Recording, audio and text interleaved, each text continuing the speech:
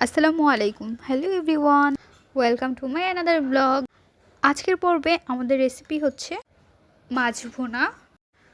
প্রথমে আমরা লবণ দিয়ে মাছটি ভালো করে ধুয়ে নেব। এভাবে 3 থেকে 4 বারের মতো মাছটি আমরা ধুয়ে নেব। মাছটি ধোয়া হয়ে গিয়েছে, এখন আমরা ম্যারিনেট করে নেব। মাছের মধ্যে দিয়ে দিব অল্প পরিমাণ লবণ এবং অল্প পরিমাণ হলুদের গুঁড়ো, সাথে দিয়ে দিচ্ছি গুঁড়ো মরিচের গুঁড়ো। এখন আমরা হাত দিয়ে সবগুলো উপকরণ একত্রে মিক্সড করে নিচ্ছি। ভালোভাবে মাখিয়ে নেওয়া হয়ে গিয়েছে, এখন আমরা মাছগুলো ভেজে নেব। কড়াইয়ের মধ্যে তেল অ্যাড করে নিয়েছি।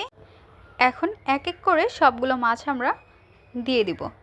মাছগুলো যখন এক পাশ হয়ে যাবে আরেক পাশ উল্টিয়ে নিতে হবে। 2 পাশ ভালো করে ভেজে নিতে হবে। মাছটি আমরা মিডিয়াম ফ্লেমে রেখে ভেজে নিচ্ছি। দেখতে পাচ্ছেন মাছ ভালো করে 2 পাশ ভাজা হয়ে গিয়েছে। এখন আমরা মাছটি নামিয়ে নেব। মাছগুলো নামিয়ে নেওয়ার পর অবশিষ্ট থাকা মাছগুলো আবার আমরা সেমভাবে ভেজে নেব। এখন আমরা কড়াইয়ে দিয়ে দিব পেঁয়াজ কুচি।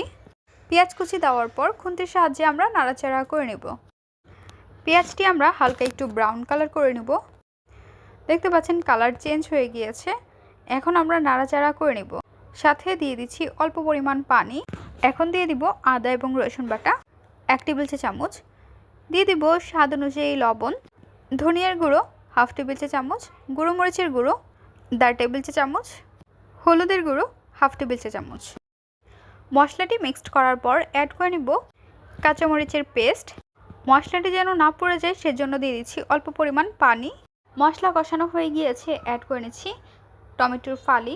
এখানে আমরা 2টি টমেটো ফালি করে নিয়েছি। টমেটো দেওয়ার পর আবার আমরা নাড়াচাড়া করে নেব। চলে আসলাম 2 মিনিট পর খুন্তির সাহায্যে আমরা নেড়েচেড়ে নিচ্ছি।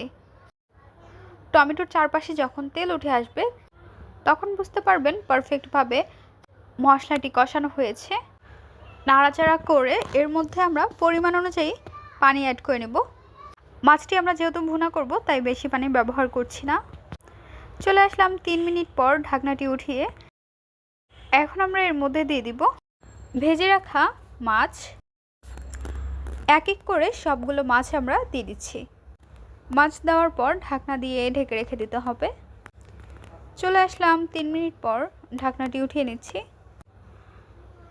এখন আমরা এর মধ্যে দিয়ে দিব ভাজা জিরের গুঁড়ো অল্প পরিমাণ, সাথে দিয়ে দিচ্ছি মিক্সড মশলা। মশলা দেওয়ার পর খুন্তির সাহায্যে আমরা নেড়েচেড়ে মিক্সড করে নিচ্ছি। আমাদের মাছ ভুনা রেসিপি প্রায় তৈরি হয়ে গিয়েছে। 2 থেকে 3 মিনিট পর চুলাটি অফ করে আমরা পরিবেশন করে নেব। আমাদের আজকের পর্বের রেসিপি আপনাদের কাছে কেমন লেগেছে তা অবশ্যই জানিয়ে দেবেন আপনাদের মূল্যবান মতামতটি। ভিডিওটি ভালো লাগলে অবশ্যই একটু লাইক করে দেবেন এবং সাবস্ক্রাইব করে আমাদের পাশে থাকবেন। আজকের পর্বে এখানে বিদায় নিচ্ছি গাইস। আসসালামু আলাইকুম, ভালো থাকবেন সবাই।